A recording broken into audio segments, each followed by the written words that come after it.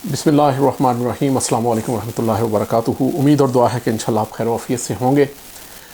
Pakistan cricket team इस वक्त United states of America में मौजूद है, जहाँ पे T20 का वर्ल्ड कप हो रहा है और पहला मैच पाकिस्तान खेल चुका है। आज की ये वीडियो जो है वो हम बना रहे हैं जनरल पाकिस्तान के कुछ प्लेयर्स के बारे में, ख़ास तौर पे आज़म खान के बारे में कि उनकी सिलेक्शन जस्टिफाइड है नहीं है वगैरह वगैरह। आज़म खान के ऊपर मैं काफ़ी अरसे से वीडियो करना चाह रहा था क्योंकि मैं ख़ास ओपिनियन रखता हूँ, लेकिन मैं डरता भी था कि ये एक थोड़ा सा सेंसिटिव टॉपिक है और बहुत सारे लोग इसको पर्सनल भी लेते हैं। अब जब आखिरी T20 मैच खेला जो प्रेपरेशन के सिलसिले में हो रहे थे इंग्लैंड के साथ, तो उसके बाद मैंने डिसाइड किया कि मैं ये वीडियो लाजमी करूँगा। मुझे हमेशा से एतराज़ रहा है कि नेशनल टीम के अंदर पाकिस्तान की जब इंटरनेशनल क्रिकेट के लिए प्लेयर ने जाना है तो उसकी कमिटमेंट इस लेवल की होनी चाहिए स्पोर्ट्स के साथ कि वो अपने आप को कम से कम स्पोर्ट्समैन वो दिखता तो हो ना, उसकी फ़िटनेस उस लेवल की हो। अगर उसकी फ़िटनेस उस लेवल की नहीं है तो मेरे ख़्याल में वो स्पोर्ट्स के साथ ही कमिटेड नहीं है। स्पोर्ट्स के जनरल जो आइडिया है, जो उसकी जो ऑब्जेक्टिव्स हैं वो उनके साथ ही कमिटमेंट और सिंसियर नहीं है, तो फिर उसकी सिलेक्शन नेशनल टीम में जहाँ पे 24 करोड़ आवाम को उसने रिप्रेजेंट करना है, ये जस्टिफाइबल नहीं है। सेंसिटिव टॉपिक है, लोग इसको बॉडी शेमिंग वगैरह का नाम देना शुरू कर देते हैं। मैं ये समझता हूँ कि ये बॉडी शेमिंग नहीं है। हमारा हक है जब कोई बंदा हमारे मुल्क की टीम को रिप्रेजेंट करे तो हम उसके ऊपर इस तरह से नहीं कि उसकी तज़हीक करने के लिए, लेकिन हम ये क्वेश्चन ज़रूर कर सकते हैं कि क्या ये क्राइटेरिया मीट करते हैं नेशनल टीम को रिप्रेजेंट करने का या नहीं। हमारे यहाँ एक बड़ी जब क्राइटेरिया की बात करते हैं तो बड़ी अजीब सी बात यह है कि क्राइटेरियाज़ इतने ट्रांसपेरेंट हैं नहीं। अगर वो ट्रांसपेरेंट नहीं होंगे, हमें नहीं पता होगा कि नेशनल टीम सेलेक्ट करने का क्राइटेरिया डोमेस्टिक है, PSL है, दुनिया के मुख्तलिफ ममालिक में खेले जाने वाली लीग्स हैं, या इस सब का मिक्सचर है, तो फिर हम कैसे एनालाइज़ कर सकेंगे कि कौन सा प्लेयर क्यों सिलेक्ट हुआ। हर प्लेयर जो है वो उसकी सिलेक्शन कोई और ही तरह से नजर आती है कि बाज़ का समझ नहीं आती कि क्यों इसको सिलेक्ट किया गया है। लेकिन इस सब में जो बुनियादी चीज़ है, बुनियादी चीज़ कम से कम ये होनी चाहिए कि एक बुनियादी क्वालिफ़िकेशन होनी चाहिए। जो चाहे चेयरमैन PCB का बेटा भी हो तो वो उस बुनियादी क्वालिफ़िकेशन को ज़रूर मीट करता हो। मसलन बड़ा आसान है इसके बारे में सोचना। नंबर 1, उसको क्रिकेट का थोड़ा बहुत नॉलेज होना चाहिए कि कैप्टन अगर उसको कहे पॉइंट पे चले जाओ तो उसे पता होना चाहिए पॉइंट पोजीशन किस जगह पे है। मिसाल के तौर पे लॉज का पता होना चाहिए। मसलन जैसे आजकल ये है कि अगर आप लेट क्रीज पे पहुंचते हैं तो आपके ख़िलाफ़ अपील वगैरह हो सकती है, इस तरह के लॉज का पता होना चाहिए। और दूसरा क्राइटेरिया जो बेसिक क्वालिफ़िकेशन में ऐड किया जा सकता है वो ये है कि एक सर्टन लेवल ऑफ फिटनेस होनी चाहिए। इससे ये होगा कि थोड़ी सी ट्रांसपेरेंसी इस सेंस में कम से कम आ जाएगी कि जो लोग भी वहाँ उस लेवल पे compete कर रहे होंगे सर्टन पोजीशंस के लिए, और अगर दो एक जैसे प्लेयर एक पोजीशन के लिए compete कर रहे हैं तो फिर आप उनकी क्वालिफ़िकेशन देखें कि क्या ये क्वालिफाई भी कर रहे हैं या नहीं, तो आपको सिलेक्शन में भी हेल्प हो जाएगी और हमें एनालाइज़ करने में भी हेल्प हो जाएगी। माजी में हमने इस तरह की कुछ चीज़ें यूज़ की, मसलन यो-यो टेस्ट जो क्रिकेट के अंदर होता है, जिसके अंदर तकरीबन 2 किलोमीटर भागना होता है सर्टन टाइम पीरियड के अंदर, तो वो अप्लाई किया गया। लेकिन मुझे ये लगता है कि वो भी किसी प्लेयर को बाहर निकालने के लिए अप्लाई किया गया था, और मेरा ख़्याल है उस वक्त अमाद वसीम जो थे उनकी फ़िटनेस को लेकर के बातें हो रही थी। अमाद वसीम उस वक्त से अब तक उन्होंने अपनी फ़िटनेस इम्प्रूव नहीं की, लेकिन अब वो टीम में है। तो ये जो कंसिस्टेंसी नहीं है, इनके कंसिस्टेंट नहीं है अपने इस तरह की पॉलिसीज़ में बोर्ड, ये भी एक बहुत बड़ा सवालिया निशान है इनकी सिंसियरिटी के ऊपर, ट्रांसपेरेंसी के ऊपर, कि जब किसी को निकालना हो तो सर्टन रूल्स अप्लाई कर दिए जाते हैं और जब किसी को ना निकालना हो और किसी और को खिलाना हो तो फिर वही सर्टन रूल्स जो हैं वो एप्लीकेबल नहीं रहते।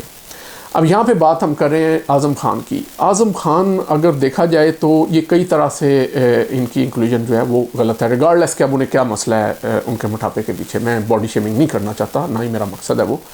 लेकिन सबसे पहली चीज़, अगर सपोजिडली उनकी ईटिंग हैबिट्स अच्छी नहीं है, जो कि मोइन खान के इंटरव्यू से लगता है कि वो फ्रिज के आगे पाए जाते हैं, उनकी ईटिंग हैबिट्स अच्छी नहीं है, तो इसका मतलब है कि अगर मैं वहाँ पे साहिब इख्तियार हूँ तो मैं उनको टीम के करीब भी ना फड़कने दूँ, क्योंकि वो बाकी टीम का कल्चर और माहौल जो है वो भी ख़राब करेंगे, जो कि मुझे लगता है इन जनरल हमारी टीम का इस वक्त कोई ऐसा सच है नहीं कि कोई फ़िटनेस का कल्चर हो वहाँ पे। तो नंबर 2, जो फैंस हैं, यंगस्टर्स हैं, वो ज़ाहिर है आज़म के भी फ़ैन हैं उसकी क्रिकेट की वजह से उनकी, तो वो आपको एज ए रोल मॉडल देखते हैं तो आप उनको भी ख़राब कर रहे हैं। लोग ये सोचेंगे कि इस तरह के जुस्से के साथ भी अगर हम क्रिकेट नेशनल टीम के अंदर खेल रहे हैं ऑन द हाईएस्ट लेवल, तो मेरा ख्याल है कि ये आप पूरे मुल्क का माहौल जो है वो ख़राब कर रहे हैं। तीसरी चीज़ कैप्टन और टीम के साथ भी ज़्यादती है कि कैप्टन ऐसे बंदे को फील्डिंग कहाँ खड़ी करेगा जो दौड़ ही नहीं सकता।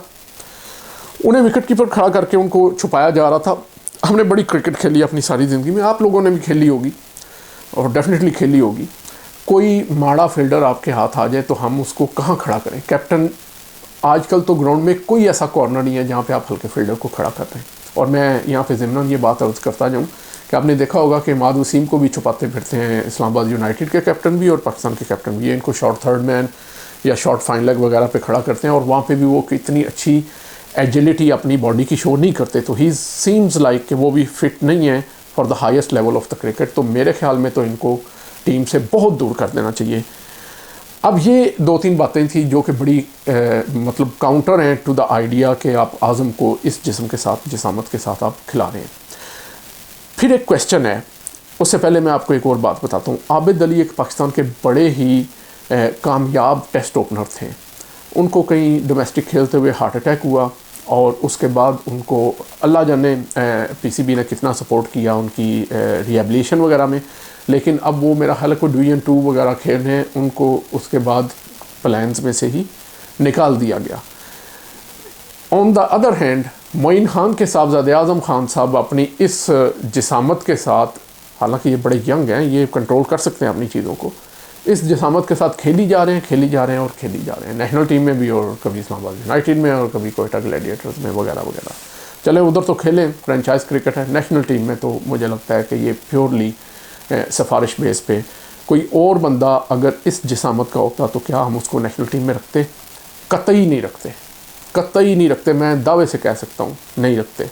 तो खुदारा आपको कुछ ना कुछ ख्याल करें इस चीज़ का, कोई ना कोई रूल्स ऑफ गेम सेट करें कि अगर आपने कोई इस तरह की किसी बंदे को इंक्लूड भी करना है तो कम से कम वो एक बेसिक क्राइटेरिया को मीट करता हो हेल्थ के और फिटनेस के, तब वो टीम के पास है। और ये मैं आखिरी बात करता जाऊँ, आज़म खान के लिए भी अच्छा है। If I am the one जो कि डिसाइड करता हो तो मैं आज़म को टीम में से ड्रॉप करूँ, ये कह के कि आइंदा हम आपको कंसिडर नहीं करेंगे अनटिल आपका जो यो टेस्ट है उसका ये वाला लेवल क्लियर हो।